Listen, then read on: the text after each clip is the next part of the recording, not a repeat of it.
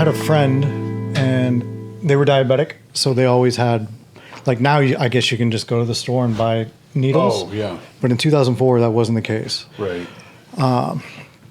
They were diabetic, so they could buy a box of 100, but this person had a hard time getting a hold of meth. Well, I had a really easy time getting a hold of meth, and it was hard for me to get a hold of needles. And so on Friday the 13th of 2004, about 10 o'clock in the morning, I went over, knocked on the door, and I said, hey, you got any clean points? He's like, yeah, come on in. So I give him some dope. He gives me a needle. And there's different kinds of people that do meth. Like, I was a ninja tweaker. Like, what does that mean? I was really into, like, crawling around in the dark, just being a little meth monster, blacked out. I got, like, my ninja mask and You really have a ninja gear. mask on? Oh, yeah. Oh, wow. Yeah, I got all my little tactical gear. And then there's other tweakers where they're like, they do crossword puzzles or color. They try to turn the VCR into a DVD player. And some girls will just pluck their eyebrows. And then there's some people, when they do meth, they just talk. And talk. Incessantly. Right. They just keep talking. Yeah. Well, this person was like that. And so when I do my shot and the other person does their shot, they start talking and they start pointing out like, hey, you know, as long as you stay with that girl, you're going to end up dead or in prison. And the thing is, my friend is right. I'm going to end up dead or in prison. But I don't want to hear that. I'm a codependent. Right. You're telling me to be alone? You're telling me to feel lonely? No, I don't want to hear that. So I let them know, like, hey, man, just drop it. All right. But they're one of those tweakers that keeps talking. Pretty soon they bring it up again. Hey, look, man, I just want to let you know, like, you stay with her, man. It's bad news. You're gonna end up dead or in prison. This is the second time, so it's a little bit different. I tell him, like, hey, man, I told you, man, watch your fucking mouth. And he gets quiet. The third time. When it comes up a third time, I tell him, look, I'll be back in a minute. I go out to my car. It's a stolen car. I got 3 cars I've stolen. I got a stolen car parked in the driveway. And I go out to the car, and I reach under the seat, and I take the hammer that I have under my seat, and I slide it in my pants. And I go back in, and I'm just sitting there. And sure enough, He mentions it again. and when it comes up again, I take the hammer and I hit him. And when I hit him, it's another one of those moments where time stops. Mm. Never been a tough guy. Never been a fighter. Never shot anybody. Been in a lot of fights, lost a lot of fights. Mm. Convinced everybody I could fight. But I'm not that guy. But I know when I hit him, the only way I can describe is that if you've ever taken a hammer and hit sheetrock and it punches through, when I hit him, I can feel the hammer go in. And there's this immediate thought, like, this person's either going to get up and try to kill me, or this person's going to get up and call the cops, or this person is forever going to be a question mark in the back of my head of an unresolved issue. Mm-hmm. And so there's this decision made, not going to prison, I'm not going to let anybody kill me. And so I hit him again. And where'd you hit him the first time? In the head. Every time I hit him was in the head. Mm-hmm. And about 15 seconds later, maybe longer, time is weird in situations like that. But I want to remember when I stopped and I'm pulling the hammer out and it's coming up. And there's a sound, like a last breath where, like, when something just deflates for the last time. And immediately knowing I fucked up. Can't go back. Right. Can't undo it. I remember sitting in the living room. This initially happened around 10 in the morning. I probably sat there for like 4 to 6 hours in that space. I just didn't move. It's the finality of it. In my head, going through all of these motions of what's going to happen now, what do I do, being uncertain. I've been here before. I know there's kids that live next door. Because my first thought is like, I just got to burn this whole place. But can't burn it. There's kids that live next door. I don't know if they're home. So I do my best to just try to clean up. And then, because I'm a meth addict, I start loading stuff into the car. So I'm just stealing from this person. I don't know what to do. Put a blanket over the person. And I leave. I go and I tell the girl that I'm with, I'm crying, I'm telling her I messed up.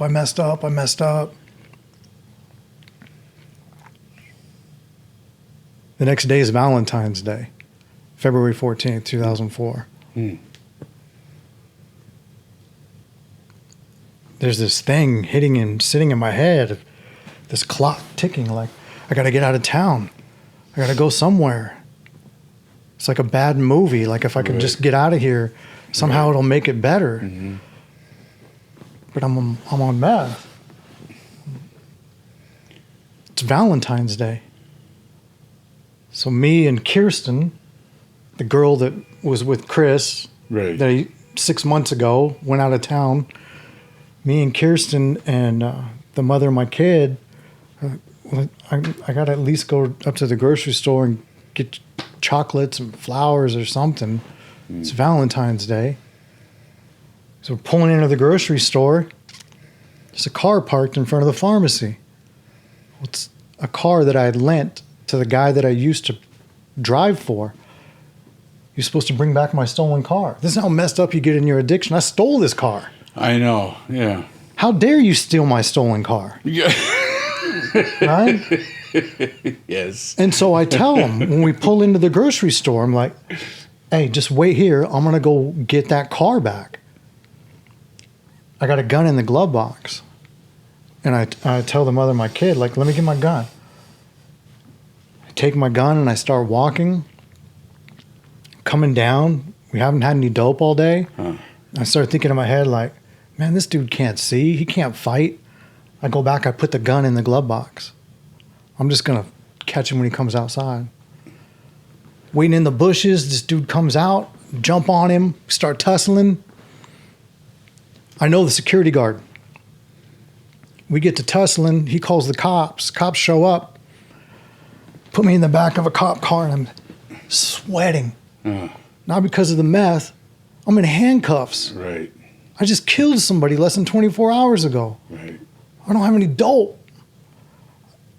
And I look over, and here comes the car with Kirsten and the mother of my child, and we make eye contact because she knows.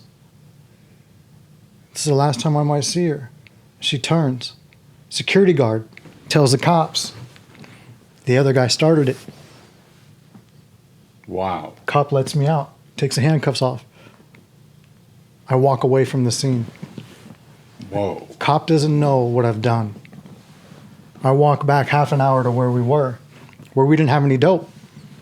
I walk in, classic tweaker pad, no electricity, candles lit. I walk in, they're doing dope. Let me get some of that. Do a shot. Good to go. Revitalized. Whoa. I'm going to go out and do some crime so I can try to sell some stuff so we can get out of town. We go to leave. I say, let me get my gun out of the glove box. She puts her hands on the steering wheel. I sold your gun. What do you mean you sold my gun? When she saw me in the back of the cop car, she thought I was never getting out. Oh. within 30 minutes selling my stuff. And in my head, I'm thinking, this is the world I live in now. Mm-hmm. This is how it's going to be. That's the world. 2 days later, on the 17th, because I'm on meth, I lock my keys in one of my stolen cars, bust the window out. Somebody calls the cops. Cop rolls up, puts me in the back of the cop car. I got 3 stolen cars sitting there. One of them is from the person I killed. Oh. So they arrest me for possession of a stolen vehicle, possession of burglary tools. The whole thing. But when I hit 651 I Street, I know it's just a matter of time. 3 days later, they come, they book me on murder charges. Spent 3 years in county jail Wow. This is up north? in Sacramento. Yeah. Sacramento. 3 Yeah. years. And because I had stolen things out of the house, that's a special circumstance. So there's over 20 special circumstances that if they attach them to a murder, they can either give you the death penalty or life without. Uh-huh. So the DA says we're going to pursue the death penalty. So the first 3 months I'm in jail, it's a death penalty case.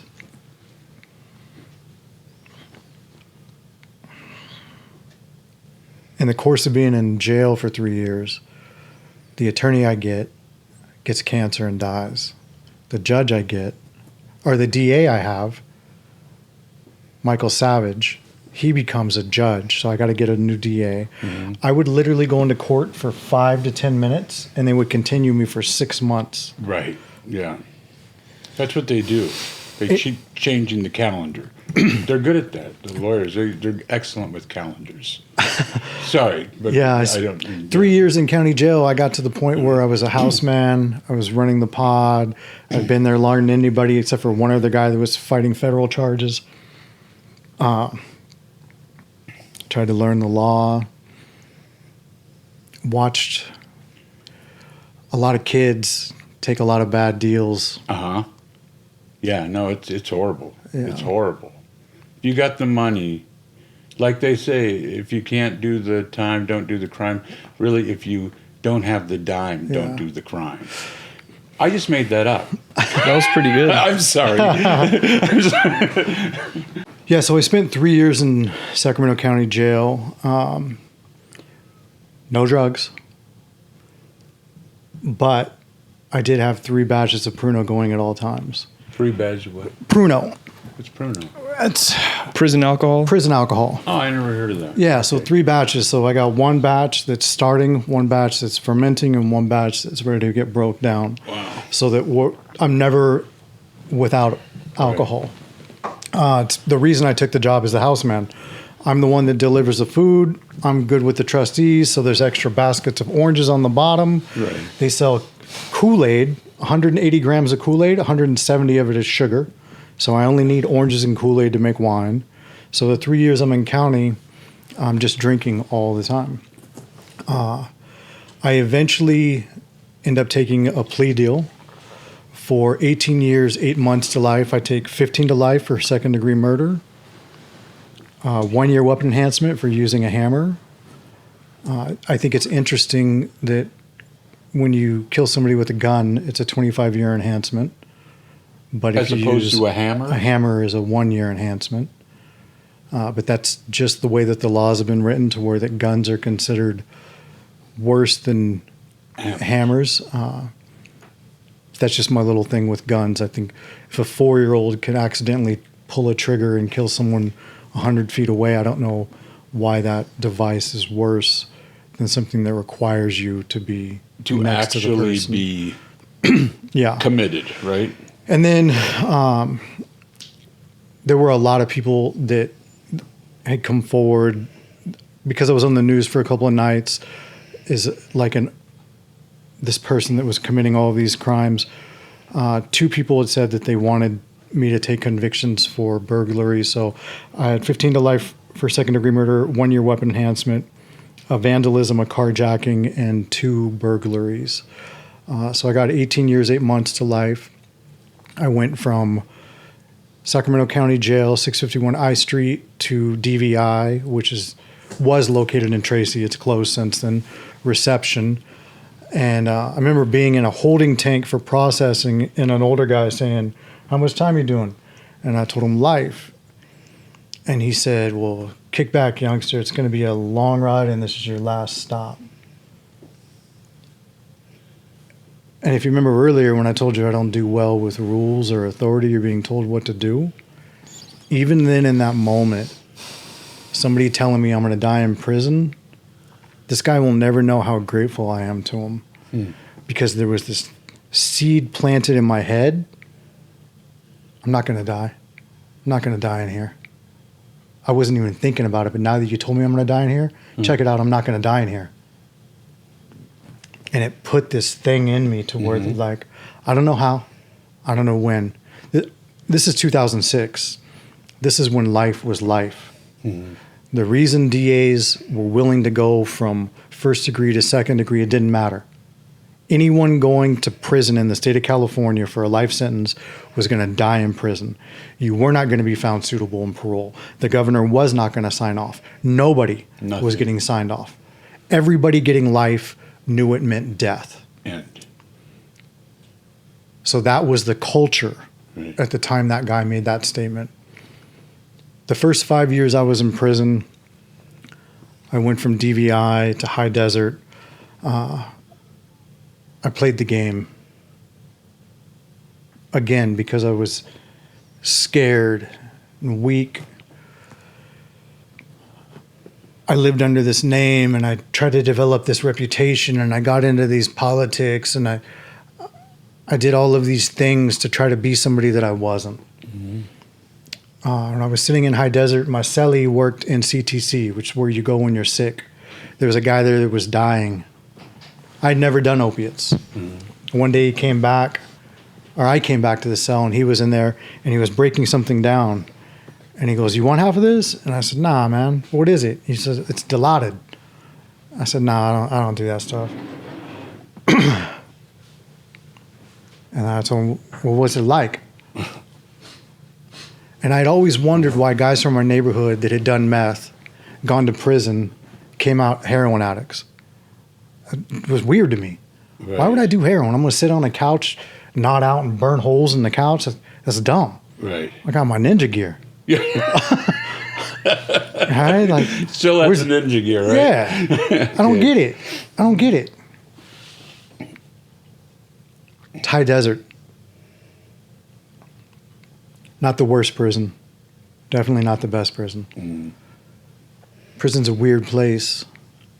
There's a lot of stress. You see a lot of bad things. Sometimes you do some bad things. But it's stressful. We're out in the middle of nowhere. You got to worry about your own people. You got to worry about other people. You got to worry about the guards. You got to know everything. You can't say anything. You got to.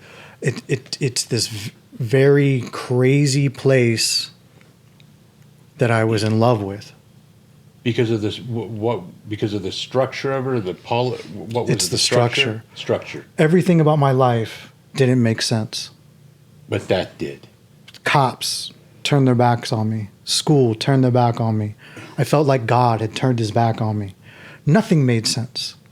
And yet you get to this place where somebody says, "Do this, and nothing will happen to you. Don't do this, and nothing will happen to you. Here's the rules. Here's the consequences." Guards don't run prison. The inmates do. Yeah. I knew what to do. I knew what not to do. It made sense. It made sense. There was a predictability, in a sense, to this chaotic. And I thrived in it. Right. With that said, it's still stressful. Oh, yeah. I mean, it's stressful. The first time you're watching somebody get stabbed. I can't imagine. I mean, it's just... But he's not from your group. So you have to pretend like it's not a human being. Right. And your cellie's telling you, "Look away, brother. It's not your business. Don't worry about it. Just go back, do your push-ups." And you're just watching the snow turn red. Oh, geez, man. And you have to disconnect from this person. Right. So I'm sitting there My celly's making up this shot. And I tell him, you know what, man, I'll try it. I did that first shot of gelada, and I immediately understood why everyone coming out was strung out on heroin. High desert, the politics, the guards, the life sentence.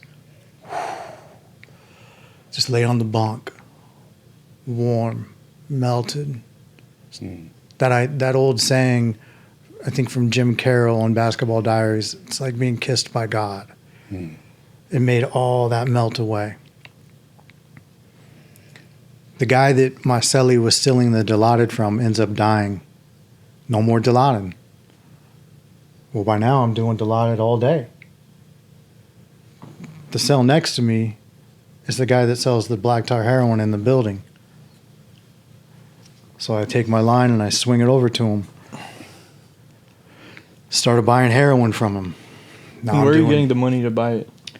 Well, my family is sending me money every month. I get to the point where I owe the guy next door money that I don't have yet.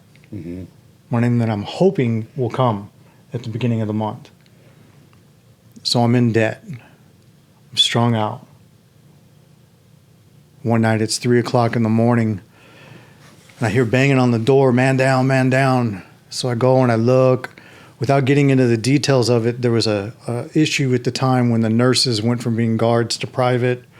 The guards won't help this nurse as they're trying to lower this guy down the stairs on an orange sled. She can't hold onto the rope because he's a big guy. The rope comes out of her hands, and I watch my friend slide down the stairs and ping pong across the day room. And he's dead. It's like 3 a.m, overdose. So they take the celly. He's got to go to the hole. He comes back from the hole, and I'm talking to him like, hey, what happened, man? He goes, bro, that dude was dead at midnight, but I still had like 2 grams. So he stayed in there with him until he could shoot all the dope. Then he called for him. Wow. I'm thinking like, man, is that how this is going to go for me? And then I start thinking about exactly what you're asking about. Like my family is sending me money so I can eat, have deodorant, have clothes. That money is them saying, we love you. And I'm giving it to the Dope Connect, which if I'm being honest with myself, even though I didn't know how at that time, I'm stealing from my family. I'm in high desert and I'm still stealing. The only difference is I'm stealing from the people that love me instead of strangers. So it's even worse than when I was out in society. Somehow I found a way to steal from the people that care about me the most. Yeah, from behind an electric fence. And there was this girl that I had grown up with that knew me before I came this other person. We knew each other since we were just puppies and kittens. And I was writing her all these letters about these politics I was involved in and these things I was doing and all of this stuff. And she wrote me this letter back and she goes, I don't care about that name. Where's Johnny? And that sentence, that question, it went into me so deep that I hadn't even thought about me. I had just become this persona for so long that I didn't know how to answer that question. Right. I'm stealing from my family. I'm watching my friends slide downstairs. I don't know who I am. And then on Thanksgiving of 2007, I get so drunk. I get into a situation that could have got everybody in trouble. So I quit drinking. And I decided if I'm going to quit drinking, I'm going to quit everything. I don't get clean because some light switch came on and I'm going to be a good person. I want recovery. Right. I want change. No. My change was this long, slow, incremental process that really started because I couldn't control my drinking and I didn't want my friends to get in trouble because my drinking was getting to the point where I was running into and causing issues with other people to where that if I didn't get it under control, everybody was going to be in the mix. So I'm going to quit drinking so you guys don't get hurt. Because if I get into trouble, we're all going to get into trouble. So I got to quit drinking for you, not for me. Yeah. My change didn't come from this epiphany. The next 5 years was a very long, slow process. And just to kind of sum up that era, started going to groups, not because I wanted recovery. I was closed A, which meant I wasn't allowed out of my cell. But if you went to AA, you got out of your group. You got out of your cell. That, yeah. I started going to groups to get out of my cell. Right. You do that for 5 years, you start to hear little things kind of stick in your head. You kind of get around different people. You start getting different vibes. And then in 2009, something happened. I saw a lifer go home. It was the first lifer. I still remember watching him walk off the yard to R&R. I was working in PIA milk processing, and we were yelling and waving at him like, "Hey, man!" He went to parole, got found suitable, and then the governor signed off, and he was released from prison. He was like a unicorn. Wow. There were rumors that they were starting to let lifers out, but I hadn't seen it. So until I see it, it's not real. Right. But I watched this dude go home. And again, that thing inside of me, he ain't special. If that dude can go home, I can go home. And then something happened where I had to make a decision. My cellie at the time came back from work one day and he said, "Hey, you know the dude that killed your mom? I know where he's at." I was like, "What?" "Yeah, I know what prison he's at. I know what yard he's at." And so now I'm thinking, okay, there's only a few level 4 prisons. I know how to get off the yard. You only got to do some damage to somebody. They put you on another level 4. If he's not there, or if you don't get placed there, you just do something there, and within a year or two, I'll be on the same yard. Okay. And how did this dude know that? Because of where we worked. I worked in PIA, he worked in the program office. And because of where he worked, you could put a name in, and he had a really good rapport with the administration. So what was it when you heard that? I mean, what was it that went through your, I mean, that must have been an unbelievable revelation. I mean, I can just, all that pain, as you said, when that happened, hate was born into your life when you heard that. And now there's a decision to be made. Right. Am I going to go and find this guy? Am I going to take his life? Right. Cell phones are illegal in prison. I know somebody that's got a phone. I call my sister and I tell her, I said, "Look, I know where he's at. His name's Roger Reese Kibb. He's an infamous serial killer in California, the I-5 Strangler." Oh, that's the guy? That's the guy that murdered my mom. Okay. Yeah, yeah. Yeah, if you Google Roger Reese Kibb, Catherine Kelly Quinones, that's my mom. Oh, I'm sorry. I mean, it's a... So I asked my sister, God. I know where he's at. I can get to him. I don't know how long it'll take, but I can get him. What do you think? And I had told her recently that I'd just seen a lifer go home. And this is what my sister said. "He already took my mom. I don't want him to take any chance you have to come home." Okay. Okay. I'm not going to pursue this mission. From there, things in prison start to change. I start getting into recovery. I start speaking in some groups. I struggle with 12-step because most of the guys there that are not lifers, they get the sheet signed, and after they get enough signatures, they get 2 weeks taken off. Every 3 months, they get 2 weeks taken off. Okay. So they're there for the wrong reasons. Right. I got guys leading a 12-step meeting, an AA meeting, telling me they haven't drank, but they're on a bunch of gabapentin, Right. They want. Yeah, I get you. right? Mm-hmm. But things start to change. I have authority issues. I make a decision. I need to work on my authority issues. A friend of mine tells me, hey, there's a job opening up. They're going to have a drug treatment program in prison. They need a clerk. I said, all right, I got to work on my authority issues.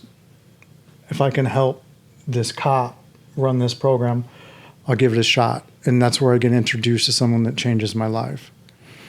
Right under a warden is a CC3. Okay. There's a woman by the name of Sheila Marquez. Mm-hmm. She's a CC3. She's opening a SAP program, substance abuse program, in a prison. She needs clerks. She needs porters. She needs mentors. I go and talk to her. We end up talking for like 2 hours. And I tell her, yeah, you know, if you want me to be a clerk, I'll be a clerk. She goes, I don't want you to be a clerk. But I tell you what, come back tomorrow, we'll talk. I come back the next day, we talk. And I told her, I got authority issues, so if I could be the porter, if I can clean some cops' toilets, it might help me. Mm-hmm. You know, humble myself a little bit. She said, I don't want you to be a porter. She said, why aren't you asking to be a mentor? I told her, because I don't know how to be a mentor. And I hate going in groups where people are leading it and they don't know what they're doing. I don't know what I'm doing. She says, check it out. I got a lot of people that think they know what they're doing. I need somebody that doesn't know what they're doing so they can learn my way. Will you do that? I said, yeah, I'll do that. So I start working as a mentor. Not long after I start working as a mentor, I get to meet all these other mentors. These guys have been in this for a long time. They know about CBT. They know about Gerald Corey. They know about Carl Rogers. They're teaching me all this stuff, group dynamics. They're teaching me all this stuff. I'm loving it. And then they create this new program called OMCP, Offender Mentor Certification Program. They're going to take these mentors, certify them. They're going to be counselors. Wow. One of the requirements is you can't have a write-up in the last 5 years. I do. Okay. So I don't sign up. Every other mentor signs up. One day my boss calls me and she says, how come you're not signing up for OMCP? I said, I don't qualify. She said, let me make a call.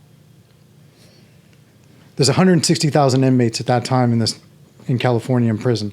Mm-hmm. Thousands of people applied. Sheila Marquez called Sacramento and asked if they would make an exception for me. Wow. Wow. She stuck her neck out.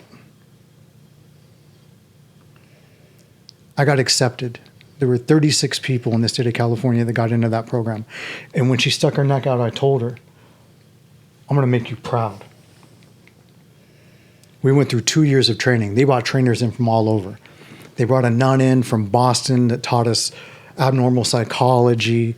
They brought a guy in from Japan that taught us MI. They brought a guy in, not MI.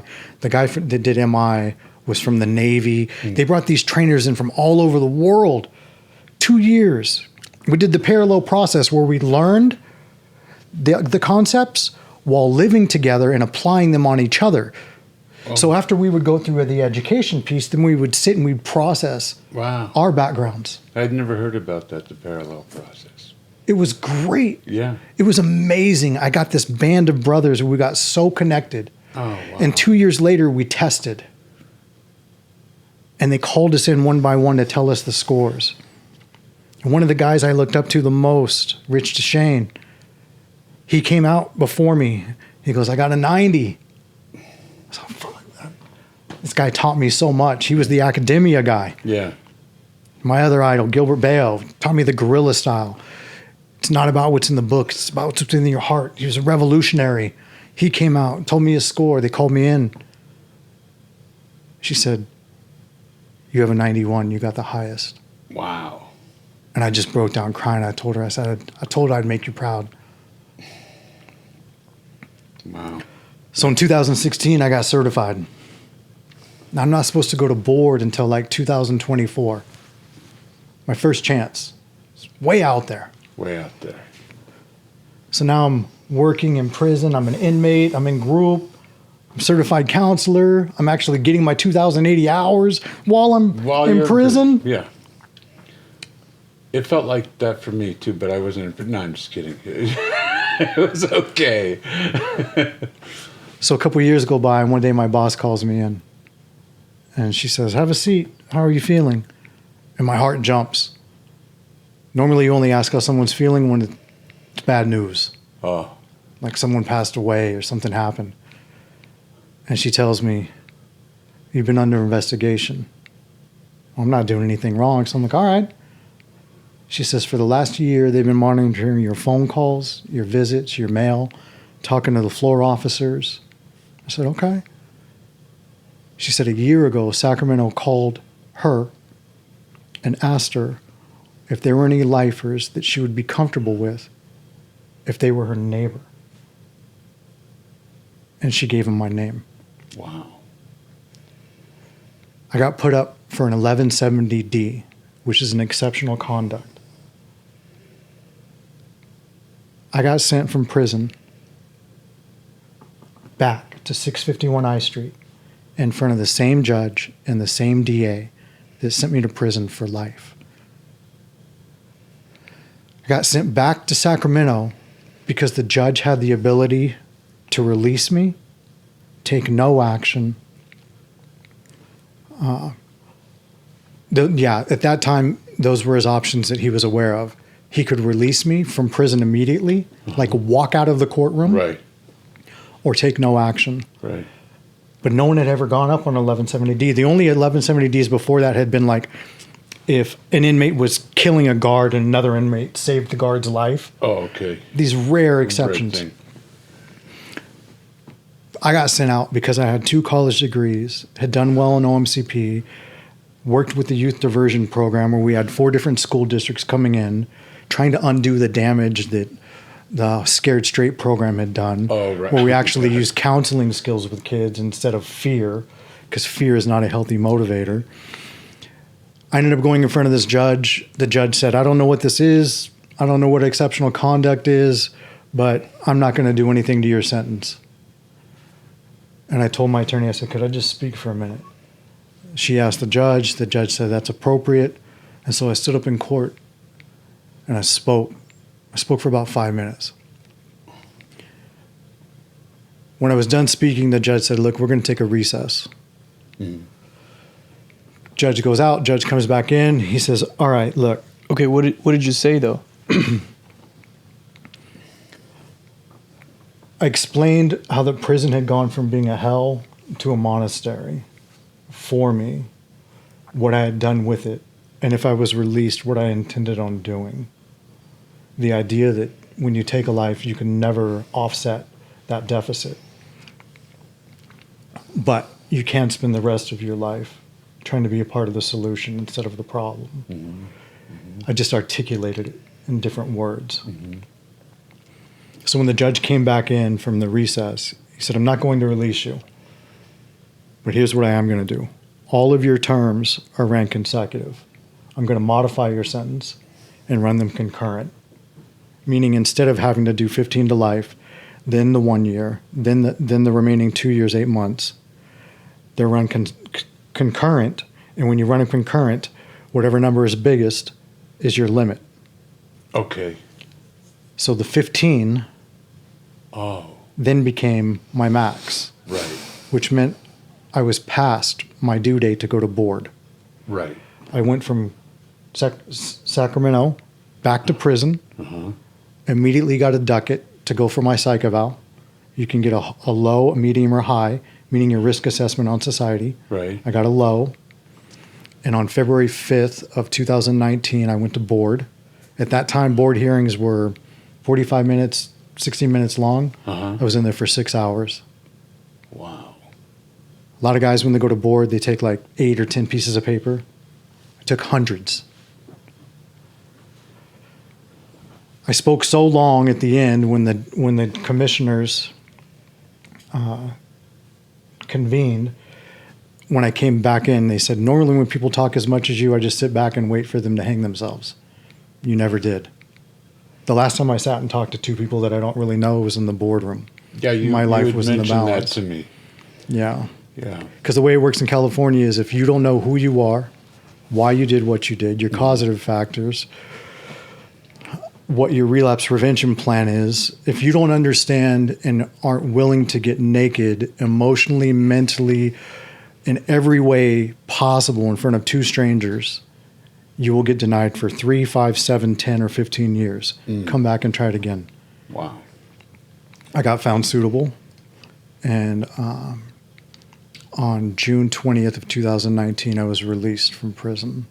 Wow. Before I left prison, I went and saw Marquez, and I told her, I don't know what you saw in me.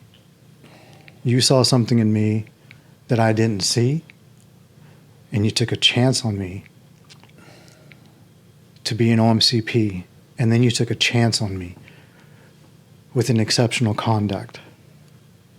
I'm never going to be able to repay you. But I'll tell you what I can do. I will spend the rest of my life finding people that don't see the light in them that I see and giving them a chance. That I can do. That I can do. And so I got out June 20th, 2019, landed in a transitional program as a client. I worked there was a client there for 6 months, completed in December, started working there the next Monday. A year later, I was the program manager there. And I've been out 5 years. Met a girl. You don't have any problem doing that, apparently. I mean, that seems to be a theme running right through this narrative. Yeah, I met a girl, and for the first time, had a healthy relationship. Have a healthy relationship. Got off parole. I wasn't supposed to be off parole for 5 years. Thanks COVID. Oh, Things yeah. changed. That sure did. I got off parole in 2.5 years. Wow. And when I got off parole, I told my boss, I really appreciate the opportunity, but I need to go to Washington. That's where my daughter lives. I need to be in her life. Got off parole in November, got in a car in December. My wife and I drove to Washington, and we lived there for a year. And my daughter, I could do a whole podcast just on my daughter. Your daughter, I bet. It is unexplainable that she comes from my DNA and her mother's DNA, and she is the most altruistic, pure, and I know I'm a dad, so I'm biased. I don't think just- that's so far from your DNA. I really I don't. agree. After from hearing this story, I mean, you know, you've talked about codependency, right? Mm-hmm. But from what I understand a little bit about codependency, theoretically, the way you talked about it, these were acts of nobility. You understand what I mean? You didn't want your daughter, well, I'm just saying from what I have heard, you didn't want your daughter going through what you went through. So you protected her. Same thing, right? Yeah. With the women in your life, you protected them like you couldn't protect somebody else. Two sides to every coin. I see that side. The other side is that my parents were both addicts, and I ended up growing up feeling like they chose drugs over me. There's no one on the planet that knows better than me what it's like to grow up feeling like that. And I ultimately did the same thing to my kids. I chose drugs over them. So I That was also always the conflict, though, wasn't it? Yeah, and there were parts of my heart that were trying to do good in the relationships I was in, but I was not good. I didn't know how to be a good partner. I was not a good person to be with before I went to prison. When I got out, I've been out 5 years. I have a healthy relationship now where we talk. We respect each other to be who we are. She doesn't try to control me. I don't try to control her. We we have a really good relationship, so much so that we were in Washington for a year, and she got pregnant. Another theme, right? Yeah, she got pregnant, and I couldn't be a counselor in Washington. There's no reciprocity. So I was working at Home Depot all day and Domino's at night. And so when she said she was pregnant, I called my old boss in California and I said, hey, look, I'm going to need to be the sole provider. We're coming back.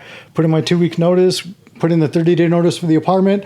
Day before we left, we went to go get an ultrasound.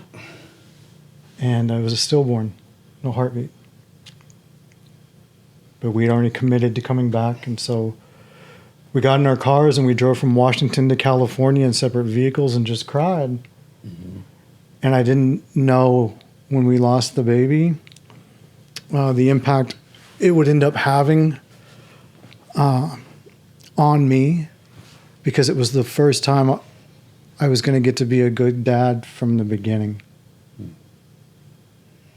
And I was with a person that wasn't using. She's hardcore in her recovery. And when we lost the baby, it got in my head. And it got in my head to where that the last year that we were here, I started collapsing. I started collapsing in my own mental health. Mm-hmm. She would ask me what was wrong, and I thought my job was to protect her, so I wouldn't tell her mm-hmm. when I wasn't all right. Mm-hmm. I started getting overwhelmed. And I was hiding it. I'd have to go to the gym. If I didn't go to the gym, I was stressed out. Mm-hmm. My wife would tell me, like, you need to go to the gym. Mm-hmm. Take my dog out on walks. Go to work. But I got bad. I got overwhelmed to the point that in August, I got off work, had a good job, and I decided I wanted to take a break. And instead of going straight home, I went to a 7-Eleven. There had been a few times I had drank after I had gotten out. There had been a few times. But that day, I think it was August 8th, it was Friday, I went to a 7-Eleven and I remember getting a Coors Light tall can around 5 o'clock. Mm. About 2 o'clock in the morning, my wife tells me the last thing I said to her, I called her and asked her, do you know what that sound is? That's 120 miles an hour. And then I drove the car I was in into a pole.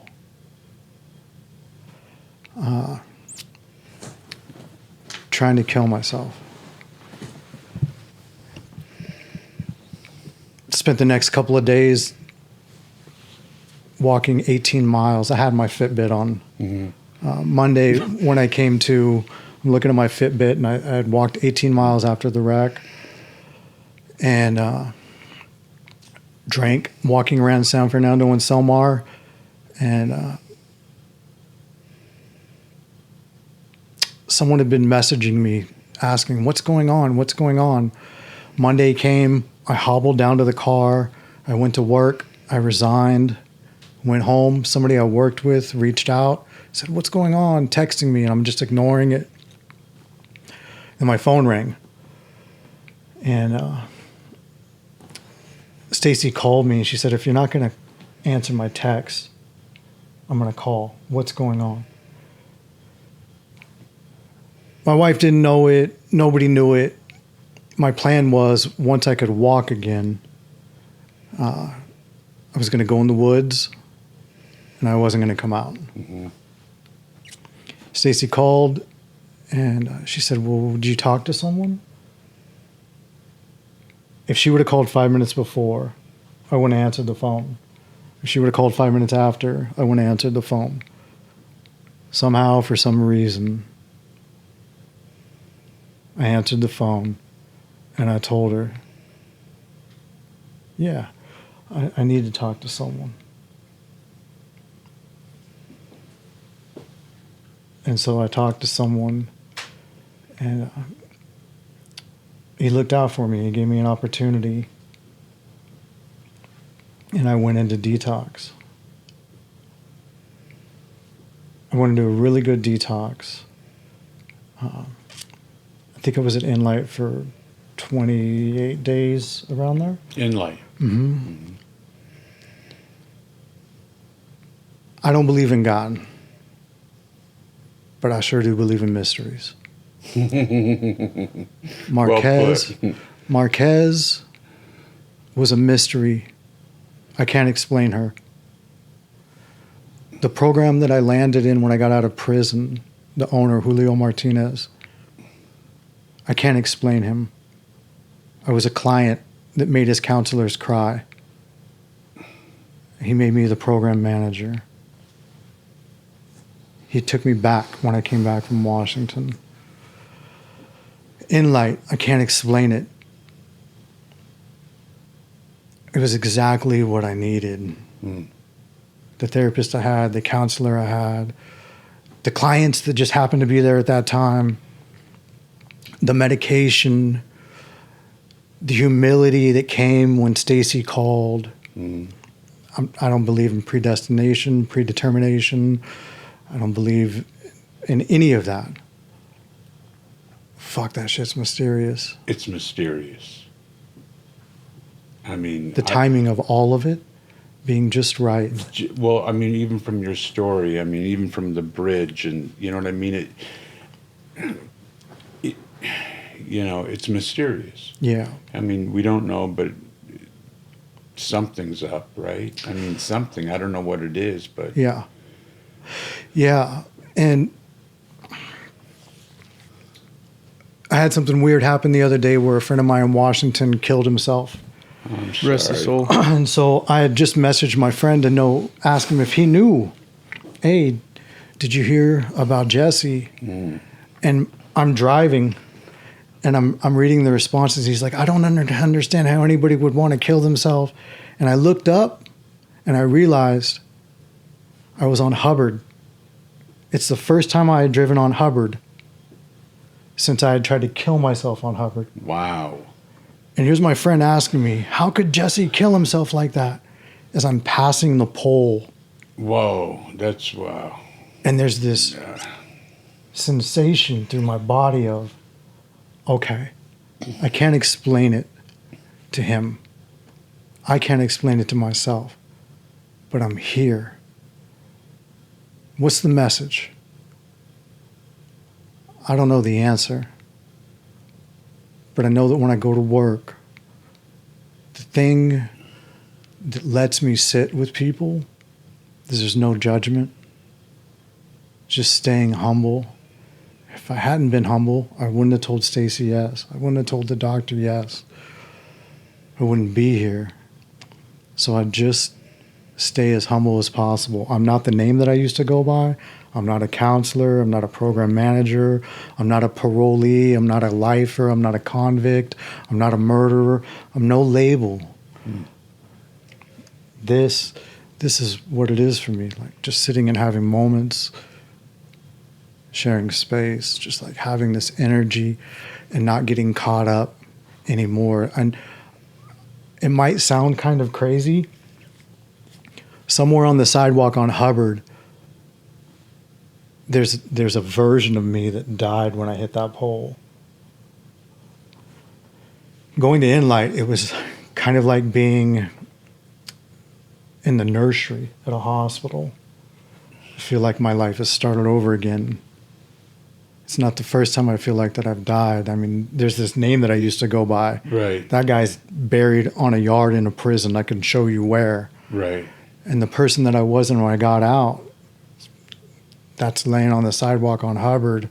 Whoever I was when I came out, I thought that was going to be the last version of me. It's not. So I'm like 3 months old right now. New So person. there's many more versions to come. I don't know. I don't Well, know it if just this is the seems to be last getting one or better. many more or what it is, but I'm just in love with life right now and like letting me be who I am now. I will tell you, the person that I was the first 5 years when I got out, I had a lot of secret violence in my head. Oh yeah. Where I would be out and I would just have frustrations and like different looks or people getting too close. The last couple of months, man, I talk to people in the park, random strangers. I don't stress on nothing. I don't take my work home. I don't beat myself up that the reason we lost the baby is because I don't deserve to have a baby. Right. Right. You know? Yeah. No.